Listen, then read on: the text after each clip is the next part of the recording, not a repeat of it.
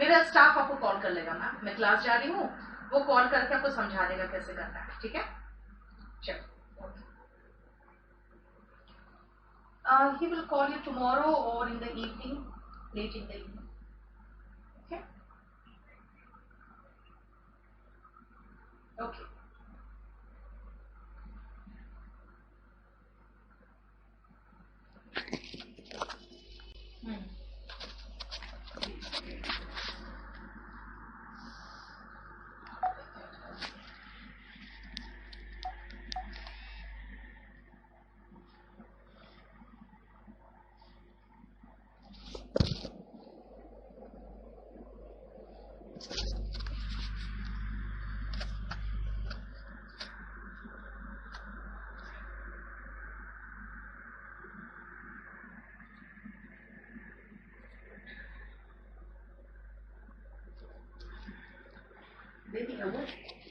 हाँ मैम करो। Good evening everyone. और गुड इवनिंग एवरीवन दिखाइए। और yesterday work has not been sent as yet. Okay, yesterday work I did not send. चलो मैं देख लेती हूँ अभी क्लास के बाद।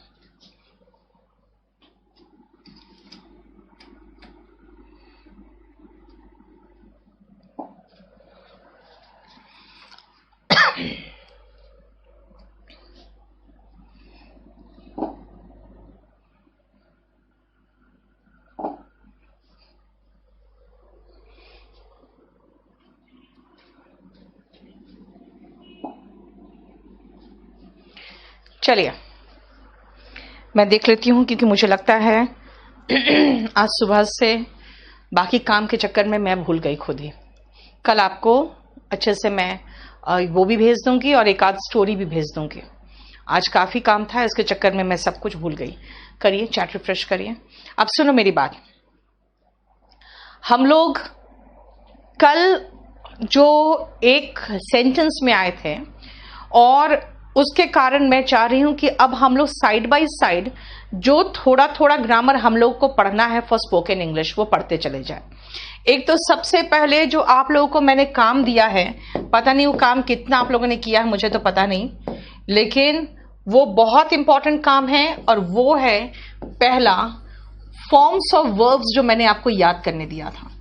So without forms of verbs, you won't be able to do anything, because I taught you all the past tense, and you saw that all the stories that I give you are in past tense. If you want to read history also, you will have to be aware of all the past tense. Now, this was the first thing that you have to do. Second is that you have to learn is not forms, it is the degrees of adjectives. So degree of adjectives क्या है और हमें क्यों सीखना है, उसका reason मैं आपको बता देती हूँ अभी। सबसे पहले what is adjective? सबसे पहले आओ, adjective क्या है, आ जाओ। देखो, अब आप सबसे पहले एक बार रीड करो, उसके बाद मैं आपको समझाऊंगी। पहले एक बार रीड करो। Sashi, very good. Interred and exhume. बेटा interred is like जैसे लाश वगैरह को अंदर डालना, exhume is निकालना। What we should reply of how do you do? I'm fine, thank you. And what about you? I am fine, thank you. And what about you? ठीक है? Next. I have learnt forms of verbs. Sumit, you will say, I learnt, या I have learnt forms of verbs. Now see, देख लिया क्या है? What is adjective? First tell me what is adjective. You don't say adjective. Adjective, this D is silent here. Remember, यहाँ जो ये D है ना, ये silent है. ये यहाँ पे silent है. Now see, कहोगे आप, मैम आप adjective में क्यों पहुंच गए? Now see, forms of verbs मैंने कहा याद करो। साइड में आपको दे दिया काम, मीनिंग दे दिया, कहा याद करो। क्यों कहा? क्योंकि मुझे जब टेंस पढ़ाना था ना, तो मुझे फॉर्म्स ऑफ वर्ब्स की जरूरत पड़ रही है। यानी मैं आपको forms of verbs verb chapter अलग से नहीं पढ़ा रही हूं जैसे कि मैं एसएससी वालों को पढ़ाती हूं, है ना। मैंने आपको कहा वर्ब्स खुद याद करो, मैंने आपको पास्ट टेंस पढ़ाया और मैं आगे अब चलूंगी प्रेजेंट टेंस में, तो इसीलिए मैं अब थोड़ा और एक्सपेंशन करना चाहती हूं सेंटेंस में। मैंने आपको वर्ब को साइड में पढ़ा दिया, मैं आपको एडजेक्टिव साइड में पढ़ाऊंगी, मैं आपको नाउन साइड में पढ़ाऊंगी, मैं आपको प्रोनाउन साइड में पढ़ाऊंगी, मैं आपको एडवर्ब साइड में पढ़ाऊंगी, मैं आपको प्रेपोजिशन साइड में पढ़ाऊंगी। क्यों? क्योंकि मुझे जो सेंटेंस का स्ट्रक्चर चाहिए उस स्ट्रक्चर को पहले तो मुझे सब्जेक्ट चाहिए, यानी आपको नाउन की जरूरत पड़ेगी, फिर हमें वर्ब चाहिए टेंस के अकॉर्डिंग, तो टेंस के अकॉर्डिंग जो फॉर्म्स ऑफ वर्ब्स चाहिए तो मुझे वर्ब की जरूरत पड़ेगी, है ना। उसके बाद अगर मुझे सब्जेक्ट की विशेषता बतानी है, नंबर बताना है, उसकी मात्रा बतानी है, तो नाउन या प्रोनाउन की विशेषता, संख्या या मात्रा बताने के लिए मुझे एडजेक्टिव की जरूरत पड़ेगी। तो आपका जो सेंटेंस का स्ट्रक्चर है वो तो active voice and passive voice में चलेगा, लेकिन अगर मुझे उस नाउन की विशेषता बतानी है तो मुझे एडजेक्टिव चाहिए, मुझे वर्ब की विशेषता बतानी है तो मुझे एडवर्ब चाहिए, मुझे पोजीशन बताना है ऊपर है कि नीचे है तो मुझे प्रेपोजिशन चाहिए, है ना। मुझे फॉर्म्स ऑफ वर्ब्स चाहिए, क्यों? क्योंकि टेंस के अकॉर्डिंग फॉर्म्स ऑफ वर्ब्स लगेगा।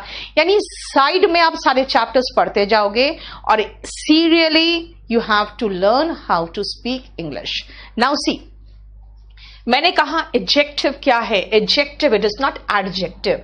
एडजेक्टिव हमें बताता है क्वालिटी के बारे में यानी विशेषता के बारे में, नंबर के बारे में यानी संख्या के बारे में, मात्रा के बारे में यानी whatever you want to talk about the noun और pronoun, that is called the adjective. And structure क्या होगा? तो स्ट्रक्चर ऐसे होगा, नाउन या प्रोनाउन बी प्लस एडजेक्टिव। ये स्ट्रक्चर में एडजेक्टिव यूज होता है कि अगर हम नाउन या प्रोनाउन के विशेषता बता रहे हैं तो एडजेक्टिव होगा। आप कहोगे मैम खाली ऐसा अगर स्ट्रक्चर है तो हम कैसे बनाएंगे इसका स्ट्रक्चर? देखो, मैंने कहा बी का मतलब हो गया यार बी लगा दो या इनमें से कोई भी वर्ब लगा दो, एटसेट्रा लगा दिया, क्योंकि मुझे पहले एक आसान सेंटेंस तो बनाना आए। अब आ जाते हैं, राम इज इंटेलिजेंट हो गया, बी का फॉर्म इज है ना, बी का फॉर्म इज पढ़े हो ना, फॉर्म्स पढ़ना है खुद ही आपको। राम वॉज इंटेलिजेंट, क्या है बी का फॉर्म? राम इंटेलिजेंट है तो Ram is intelligent, Ram intelligent था तो राम वॉज इंटेलिजेंट, और राम ठीक हो जाएगा, Ram will be fine, Ram will become fine, अगर वो स्वस्थ हो जाएगा राम विल बिकम हेल्दी, है ना। जिसका मतलब क्या है, आप बी के ही फॉर्म्स में चल रहे हो।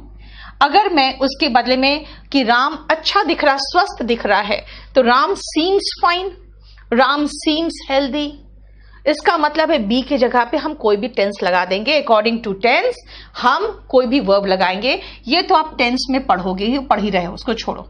स्ट्रक्चर देखो, he is good, this book, book की बात कर रही हूं, ये बुक की बात कर रही हूं, book is good.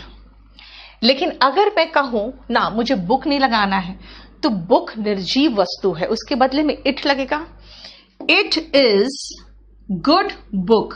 Book singular है तो यहां पे आर्टिकल ए आ जाता है। आर्टिकल की यहां पे मैं बात नहीं कर रही हूं, इसलिए मैंने सिर्फ दिखाया कि एडजेक्टिव कहां आया। देखो तो जरा, एडजेक्टिव नाउन के पहले आया है, नहीं तो वर्ब के बाद आया है। बस एडजेक्टिव का यही डेफिनेशन है और कुछ नहीं है एडजेक्टिव में।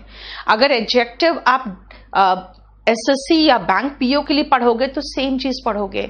स्ट्रक्चर, अगर एडजेक्टिव के बारे में पूछूं तो दो चीजें बताओगे। पहला, किसी भी संज्ञा या सर्वनाम की विशेषता बताने वाले शब्द को विशेषण कहते हैं। The word that defines, the word that qualifies a noun और a pronoun is called an adjective, पहला point. And secondly, adjective comes before a noun, noun के पहले आता है और वर्ब के बाद आता है, and comes after the verb. बस इतना ही है जो एडजेक्टिव है, यानी हिंदी का जो विशेषण था इंग्लिश का वही, ठीक है।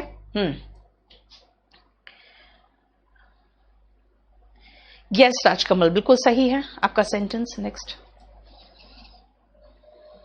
आई went to play last night, ये होगा नोबिता। ठीक है, अब समझ में आ रहा है ये आपको क्या किया मैंने? स्ट्रक्चर मैंने आपको बता दिया है, दिस इज द स्ट्रक्चर। और अब मैं करीबन आपको 50 एडजेक्टिव सिखाऊंगी। कैसे एडजेक्टिव्स होंगे? किसी व्यक्ति से संबंधित, स्थान से संबंधित होंगे और किसी का डिस्टेंस से संबंधित होगा, जो भी होगा एडजेक्टिव। ऐसे 50 एडजेक्टिव सभी हम लोग पढ़ेंगे। और नेक्स्ट पेज में आओ, देखो पहले तो आते हैं स्ट्रक्चर में। मैंने कहा मैं ठीक हूं, तो मैं ठीक हूं तो आई एम फाइन। मैं ठीक थी, आई वॉज फाइन। मैं ठीक हो जाऊंगी, आई विल बी फाइन। वो लड़का ठीक है, ही इज फाइन। वो लड़का ठीक था तो he was fine. And Rohit ठीक हो जाएगा, रोहित विल बी फाइन। ठीक है, आप इंटेलिजेंट हो, यू आर इंटेलिजेंट। हम लोग इंटेलिजेंट हैं, we are intelligent. Boys intelligent होते हैं, बॉयज आर इंटेलिजेंट। और वो लोग ठीक हो जाएंगे, दे विल बी फाइन। देखो, यानी इनके साथ प्रेजेंट में आर, पास्ट में वर और फ्यूचर में विल बी। किन के साथ? बहुवचन के साथ, प्लूरल के साथ, साथ में एक यू भी है। यहां पे तो सारे के सारे सिंगुलर है। सिंगुलर के साथ जब भी वर्ब लगता है तो एस ई एस वाला फॉर्म लेता है। देखो वही किया है ना। और पास्ट में वर, प्रेजेंट में आर, फ्यूचर में विल बी। और आई के साथ पास्ट में वॉज, फ्यूचर में विल बी और प्रेजेंट में एक एक्सेप्शनल वर्ब है एम। बस ये एक स्ट्रक्चर है जिसका आपको ध्यान देना है। और क्योंकि मैं एडजेक्टिव पढ़ा रही हूं इसीलिए लास्ट में मैंने एडजेक्टिव लगा दिया। अगर मैं कहूंगी ही इज अ डॉक्टर तो ठीक है, नाउन पढ़ा रही थी तो डॉक्टर लगा दिया, है ना। इसका मतलब क्या है कि ऐसा नहीं कि हमेशा एडजेक्टिव आएगा। एडजेक्टिव का इस्तेमाल कैसे कर रहे हैं हम लोग, सबसे जो इजीएस्ट स्ट्रक्चर है वो अभी पढ़ेंगे। आप पूछोगे मैम ऐसा भी हो सकता है, वैसा भी हो सकता है। यार बहुत कुछ हो सकता है। हम लोग पहले इजीएस्ट स्ट्रक्चर में चलेंगे और एडजेक्टिव का यूज क्या है, कैसे यूज करेंगे, दैट इज इंपॉर्टेंट, वो पहले देखेंगे। देखो तो यहां पे कोई प्रॉब्लम है तो मत करो अपने आप। आर.के. सिंह, आपने तो अब पैसिव वॉइस यूज कर दिया, ठीक है, thank you. Anshika,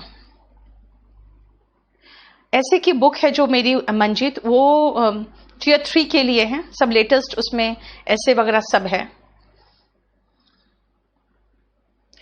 verb which is fixed with preposition. Manoj अभी रुक जाओ, मैं आपको सब प्रोवाइड करूंगी, थोड़ा सा टाइम दो मुझे, ठीक है, क्योंकि आप लोग का ही दिन भर काम आप लोग का ही चलता है। नेक्स्ट आओ, आप देखो मैंने कहा चलो सीम, बिकम सब कुछ यूज कर सकते थे हम, लेकिन मैंने कहा चलो हम लोग एक काम करते हैं, बी का फॉर्म खाली लेके चलते हैं, क्योंकि अभी मैंने आपको बी का इस्तेमाल बताया, प्रेजेंट में कैसे और पास्ट में कैसे, है ना। मैं ठीक हूं, आई एम फाइन, मैं सबका मीनिंग लिखते जा रही हूं, ठीक है, यहां पे सबका मीनिंग मैं लिख दे रही हूं। आई एम फाइन, फाइन का मतलब हुआ ठीक। शी इज एरोगेंट, अब आप लोग आज 50 वर्ड भी सीख लोगे और 50 में से 10-15 आसान होंगे तो नए वर्ड्स 35 मिलेंगे, कम से कम उसको याद कर लेना। एरोगेंट मतलब घमंडी, ठीक है, घमंडी का सिनोनिम में आप चाहो तो कंसीटेड भी लिख सकते हो, ठीक है, अगर आप चाहो तो हॉटी भी लिख सकते हो, ठीक है। अपने आप को बहुत सुपर समझती है तो सुपर सीरियस कहलाएगी। अपने आप को बहुत सुपर समझती है या समझता है तो सुपर सीरियस कहलाएगा। तो एरोगेंट का हमने 3 और सिनोनिम दे दिया, ठीक है। यू आर इंटेलिजेंट, बुद्धिमान के लिए हम इंटेलिजेंट वर्ड लगाते हैं। मान लो बुद्धिमान की जगह पे अगर आप कहते कि तुम बहुत समझदार हो, तो समझदार और बुद्धिमान में अलग फर्क होता है। समझदार में समझदारी होती है, तो मैं कहूंगी you are wise, you are prudent. देखो ये क्या है, इसका मतलब हुआ समझदार, ठीक है, यू आर वाइज या you are prudent. Radha was helpless. What is helpless? असहाय, यानी कि जो हेल्प के बिना हो, किसी कोई उसका सहारा नहीं हो, वो हेल्पलेस होता है ना. People were gullible. People were लगा दिया, यानी पास्ट टेंस हो गया. लोग गलिबल थे. गलिबल मतलब होते हैं ऐसे लोग जो भोले भाले होते हैं, जिनको मूर्ख बनाना आसान है. वन वर्ड सब्स्टिट्यूशन में आता है a person who can be fooled easily. Gullible का सिनोनिम लिख लेना क्रेडुलस. देखो इसका मतलब ऐसे सिनोनिम पढ़ाते जाऊं मैं, तो इसका मतलब है अगर आपके हाथ में 30 ही वर्ड है 50 में से, तो एक एक का 2 हुआ तो 60 वर्ड ऐसे ही हो गया आपके पास. आज एडजेक्टिव याद करने के लिए याद रखना, पीपल लोग भोले भाले थे. अगर मैं कहूं लोग बहुत भोले भाले थे पहले, तो मैं कहूंगी पीपल वर गलिबल अर्लियर, है ना. वे समझदार नहीं थे. They were not wise, they were not prudent. ठीक है, क्लियर हो गया. लेकिन वो साथ में हेल्पलेस भी थे. They were helpless to. आप ऐसे शुरू करो ना. Clear? Next. Newspaper is good for banking preparation. Banking के लिए तो बेटा बिजनेस जो आते हैं ना न्यूज़पेपर्स, बिजनेस टाइम्स वगैरह, वो देखते हैं. कैस्टिगेट इज डांटना. It is a sunny day. Abhishek a लगाओगे. ठीक है. हम लोग मेहनती है. We are laborious. ठीक है. लेबोरियस का सिनोनिम देखोगे तो लेबोरियस का सिनोनिम होता है इंडस्ट्रियस. कुछ लोग कहते हैं मैम इंडस्ट्रियस मतलब तो इंडस्ट्री से रिलेटेड होता है. नहीं बेटा, इंडस्ट्री से रिलेटेड औद्योगिक जो होते हैं ना, वो इंडस्ट्रियल होते हैं. उद्योग से रिलेटेड वो इंडस्ट्रियल होते हैं. इंडस्ट्रियस का इंडस्ट्री से कोई मतलब नहीं है. इसका मतलब होता है मेहनती. Diligent, hard working, laborious, industrious, इन सब का मतलब होता है मेहनती. तो लेबोरियस का सिनोनिम में और लिख लेना, एक और यहां लिखो, डिलिजेंट, डिलिजेंट, और एक और लिखना हार्ड वर्किंग. ठीक है, hard working. He is hardworking, he is diligent, he is laborious and he is industrious. चारों का मतलब होगा मेहनती. नेक्स्ट. Better than Shyam. बिल्कुल ठीक है रामिनी. एडजेक्टिव किसी की विशेषता बताता है धनवीर. अब बताओ, मैं कह रही हूं कैसा लड़का है, वो मेहनत करता है, मेहनती है. वो कैसा लड़का घमंडी है, वो कैसा लड़का है, वो असहाय है, वो इंटेलिजेंट है, वो बिल्कुल भोला भाला है. ये किसी की विशेषता बताता है. और किसकी विशेषता बता रहा है? आप नाउन ना प्रोनाउन की विशेषता बता रहे हो. लड़का की विशेषता बता रही थी मैं. Mohan is a good boy. Harish.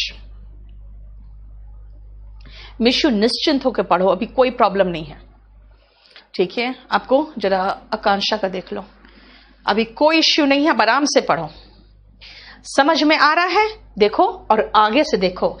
Present है शी इज, प्रेजेंट है आई एम, प्रेजेंट है यू आर, पास्ट है राधा सिंगुलर थी तो वॉज, लोग थे तो प्लूरल, प्रेजेंट फिर आगे वी आर, और मेरी मदर क्या है? एफेक्शनेट है, यानी कि मुझसे बहुत प्यार लगाव करती है, तो शी इज एफेक्शनेट. यानी कि कैसी है वो मुझे प्यार करती है ना. प्यार करने वाला जो होता है वो लविंग होता है. ठीक है ना. और जो प्यार पाता है ना आपका, वो क्या होता है? वो बिलवेड होता है ना. इसलिए my mother is affectionate, my mother is loving in nature कह सकते हो. My mother is loving in nature.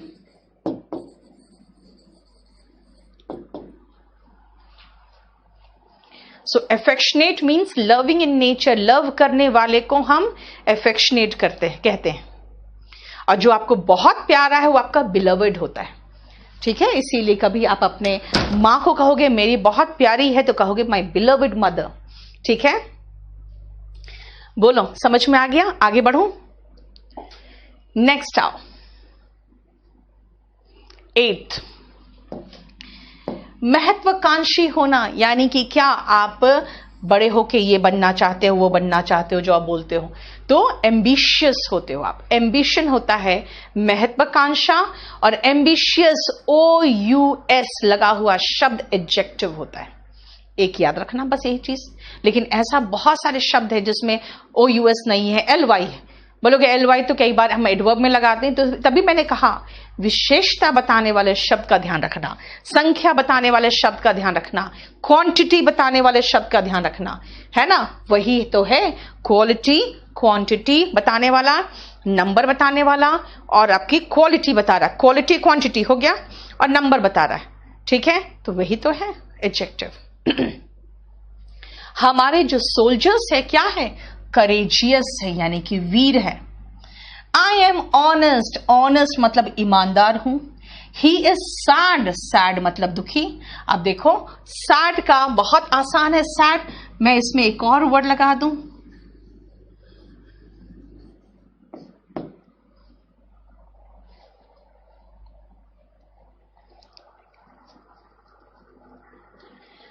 ठीक है। सैड एंड डिजेक्टेड कई बार बोल देते हैं, सिनोनिम है, ठीक है। अगर करेजियस की बात करोगे तो करेजियस का सिनोनिम में लगा दो गैलेंट, वेलिएंट, ठीक है। वेलिएंट, सॉरी, मुझे एडजेक्टिव चाहिए, वेलिएंट नहीं था। मुझे ऐसा वर्ड नहीं चाहिए जो नाउन के रूप में लगाएंगे। वेलिएंट है, टी है, ठीक है, VALIANT, ठीक है। शी वॉज ऑप्टिमिस्टिक, आशावादी। ऑप्टिमिस्टिक का मतलब होता है आशावादी। तो अगर मैं कहूं वो निराशावादी है तो क्या होगा, इसका एंटोनिम निराशावादी होता है पेसिमिस्ट, पेसिमिस्टिक, ठीक है। ऑप्टिमिस्टिक का सिनोनिम है सैंग्विन। और ये जब भी हम ये क्रॉस साइन लगाए ना, समझ जाओ एंटोनिम लिख रही हूं। वो पेसिमिस्टिक जो होगा वो निराशावादी होगा, ठीक है। नेक्स्ट, आकांक्षा का देख लो प्रॉब्लम क्या है। नेक्स्ट, मिशु अभी आराम से पढ़ो, मैं बता रही हूं। यस अंबिका, कुछ एडजेक्टिव्स और V3 फॉर्म सिमिलर होते हैं। Next,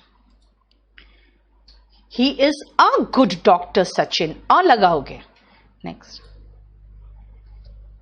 will be after the verb, नहीं बेटा, वर्ब ही तो है बी, है ना। आप सुनो next, my father and uncle, दो लोगों को ले लिया मैंने। ब्रॉड माइंडेड है, ब्रॉड माइंडेड, खुले विचार वाले, ब्रॉड माइंडेड। और खुले विचार वाले नहीं होते तो कहते हैं संकीर्ण मानसिकता वाले, तो नैरो माइंडेड होता है। देखो एंटोनिम भी याद रखना, ठीक है। ब्रॉड माइंडेड, और अगर संकीर्ण मानसिकता वाले हैं तो नैरो माइंडेड, दोनों एंटोनिम ध्यान रखना। सम लीडर्स आर नॉट, देखो नेगेटिव बनाना है तो बी का जो फॉर्म है उसके बाद नॉट लगाना। कॉन्साइंशियस मतलब कॉन्साइंस जो होता है आपका जमीर होता है, जमीर जिनके मर चुके हैं तो क्या कहेंगे, कुछ लीडर्स हमारे कुछ नेता होते हैं जिनका जमीर नहीं होता, तो आर नॉट कॉन्साइंशियस, OUS लगाएंगे। क्यों? क्योंकि जमीर इज कॉन्साइंस। मैं कॉन्साइंस की बात नहीं कर रही, मैं कह रही हूं जमीर वाले नहीं होते हैं तो कॉन्साइंशियस नहीं होते हैं, ठीक है। दिस वॉचमैन जो आपका चौकीदार है इज अलर्ट, अलर्ट का मतलब वो बिल्कुल चौकस है, ठीक है। इसका सिनोनिम होगा vigilant, LANT, vigilant. Then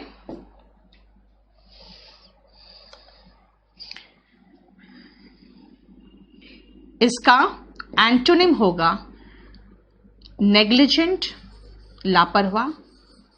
antonym लगाओगे तो नेग्लिजेंट होगा, केयरलेस हो जाएगा। अलर्ट एंड विजिलेंट, इन दोनों का मतलब होता है चौकस।